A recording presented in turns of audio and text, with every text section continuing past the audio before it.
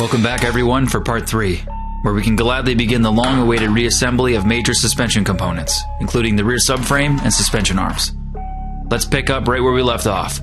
Newly cut and refinished e-brake assemblies came out great. I can now set those aside until we've installed everything required to get the knuckles back in, which those attach to. I'm going to quickly throw back on various exhaust hangers and heat shields, now that they are refinished and have new or refurbished hardware. As per usual, I'll be applying a small amount of anti-seize to the threads, and all hardware is zinc plated to prevent rust regardless. In this particular case, I had to be pretty keen on the installation order. The second exhaust hanger actually holds the other half of this muffler heat shield.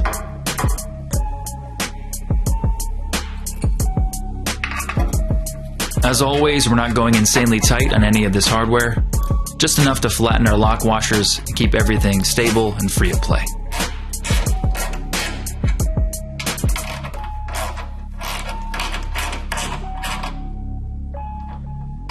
The metallic silver and fresh hardware really provide a clean OEM look. That's what we're after with stuff like this. This other heat shield is held in place by 3 Phillips head screws, directly into the fuel tank. Now to install the new hardware fixing the brake lines in place.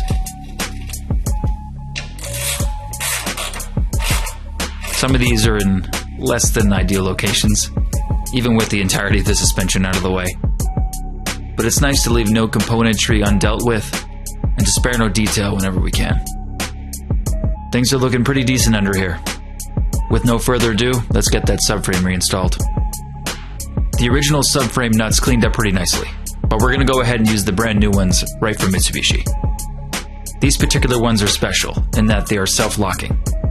These tri-lock nuts are frictionally resistant to rotation. This is due to the thread distortion on the top thread of the nut.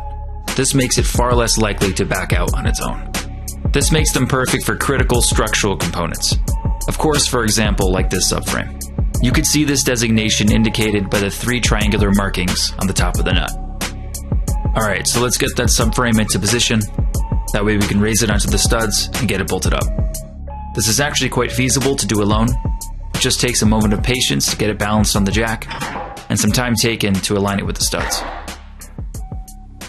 The body studs themselves are not completely fixed, and you can use this to your advantage to get everything into position. But take your time, don't force it, and definitely don't jack things up if you think it's binding against the threads on the studs. You really don't want to damage those. If you think you may have damaged something by forcing it upward, chase the threads with a die before moving forward. Once the subframe is sitting flush against the frame rails and the studs are no longer making contact with the openings, we can now fix it in place with the hardware. A little anti-seize for good measure, and with the jack still supporting the subframe, we're going to send these up. Now remember, these aren't normal nuts, and they may not send up like you might expect. There's going to be resistance the entirety of the way up. But as long as things remain consistent, don't be concerned. Snug all 4 down manually, then we're going to torque them down to spec. The proper manufacturer torque specification is 65 plus or minus 7 foot-pounds. That equates to 88 plus or minus 10 Newton meters of torque. With my half-inch torque wrench set to 65, I did a pass with 2 clicks each.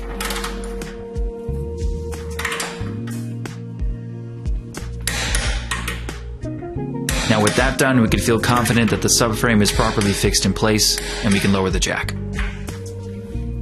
Now before we reinstall the upper control arm, we're going to attach our updated brackets to the wheel well. This is an adjustable rear camber kit from Eibach. According to the manufacturer, this allows for 3 degrees of positive and 3/4 of a degree negative camber adjustment.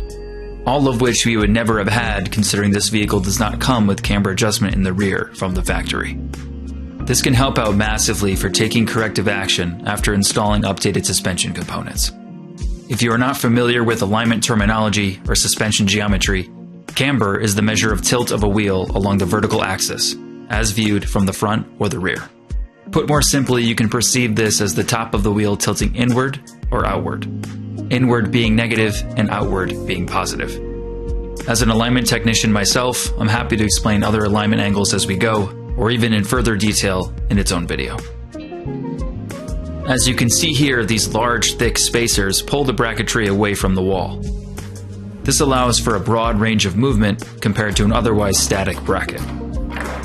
When the eccentric bolts are rotated, this allows the mounting hardware for the arm to move inward and outward, thus adjusting camber. A word to the wise for those on a budget: you can actually achieve this same feat using longer bolts and washers. The only detriment, of course, being the lack of adjustability, but that's your choice to make.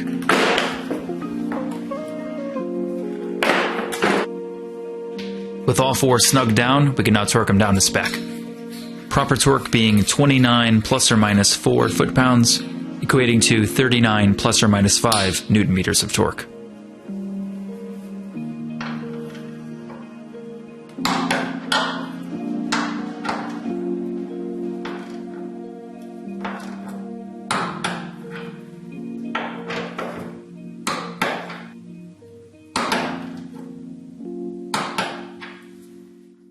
Now we're going to quickly speed run the other side.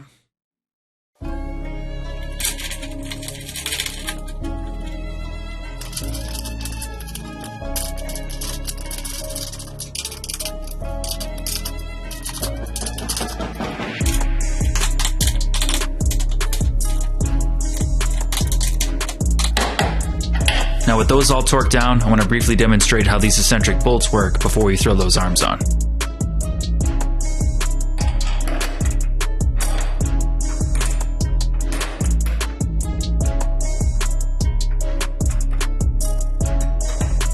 As you rotate the adjustment, these offset cams will move the bolt in and out.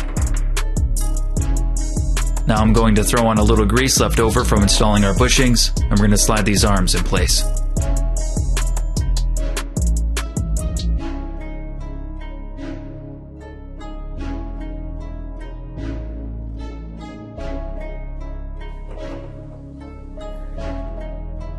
Now run the eccentric bolt through the bushing in the arm, and match up the washer on the opposite side.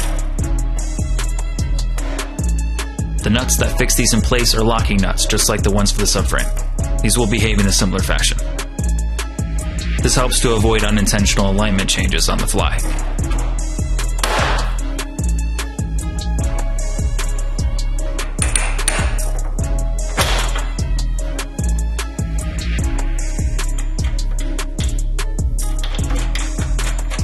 And there we have it, our adjustments are able to be made and the arms are installed.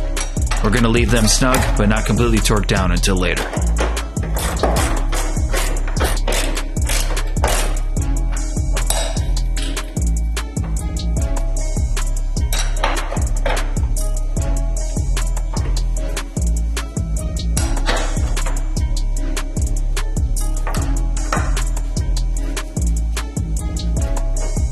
And now we can see all of that suspension travel we have.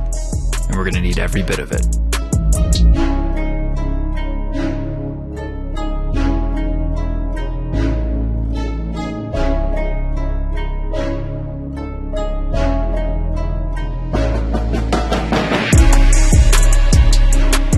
Now we have some more new hardware, of course some of it being titanium, to help us out with the installation of the remainder of the arms. Now some of these will be a departure from the OEM nuts and bolts, because the rest of the arms will be aftermarket. After some simple mock-ups and measurements, everything can fall right into place. First up, lower control arms. Here's my original factory arm, the new arm, and updated hardware. These actually aren't Eclipse parts at all. These are CNC machined aluminum aftermarket control arms for a Mitsubishi Galant VR4. Given these cars' matching parameters, we can actually get these to work. The main requirement being the need for the use of a second-generation Eclipse sway bar setup. This actually works in our favor, because the upgraded ST suspension sway bar I wanted to run only comes for the 2G Eclipse. Now we need to talk about these bolts here. The original bolt from Mitsubishi doesn't pair too well with the aluminum arm, because of how much thicker it is compared to the stock steel. This doesn't leave you with many threads to fasten things in place securely. Not exactly ideal. My upgraded bolt provides us with more than adequate exposed threads. I I added a flat washer to the bolt side to prevent it from binding against the arm, and a titanium nut with a flat crown on the opposite side. This actually leaves us with a little bit of excess thread, which is going to help us with one more accessory for the lower control arms. But now if you compare the amount of exposed thread, you can see just how important this was.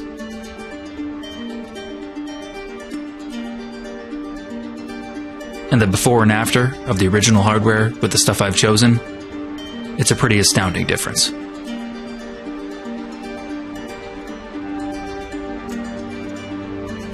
And as for that accessory, we have an OBX lower support brace. This is going to add structural rigidity across the lowest point of the chassis by connecting the forces from the lower control arms across the rear subframe to one another. Not only does the polish look fantastic, but it's nearly unfathomably light. I almost can't believe it. It feels like it's under a pound. Now that, combined with some sway bar links for a 2G, and we're good to go. So let's go ahead and put those lower control arms in place, but we'll have to put on the lower brace before we fasten them down, since they share hardware in the subframe. Simply lower it down through the wider opening at the top of the subframe and rest it on the two welded tabs on the inside. Then go ahead and run the bolt through, and we're just going to let them hang until we get the brace on. Now I wasn't anticipating perfect fitment on this tie bar, since it isn't actually manufactured for this chassis. The gapping between the openings is just ever so slightly too narrow. I'm just going to file down the holes to widen it about 2 millimeters, and we should be just fine. And now these can be snugged down the majority of the way before their final torquing later on.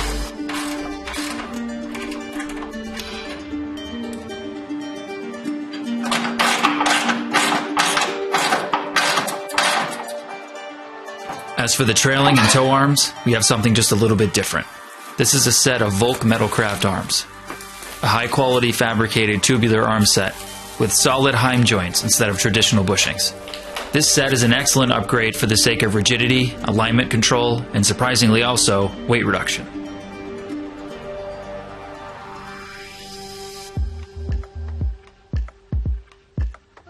Machined aluminum sleeves fit precisely into the joints, given our needed application.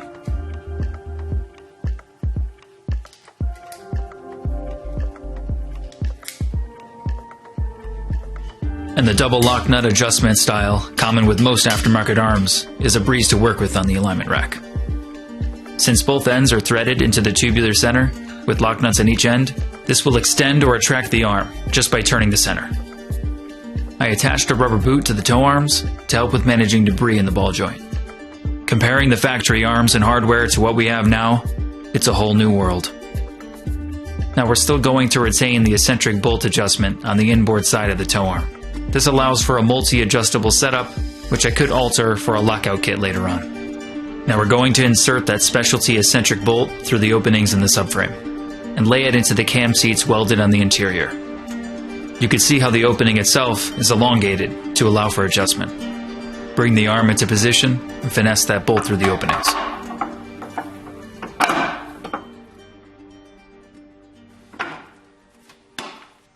Add the cammed washer to the opposite side, making sure it matches the orientation of the other, followed by a lock washer and nut.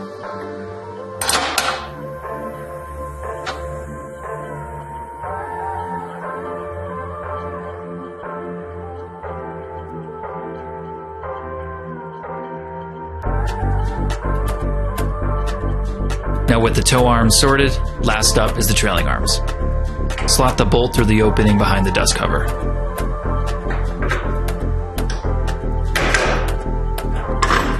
You can see how the adjuster on the bolt head sits here. Now just for our new titanium lock nut, and all our arms are in place.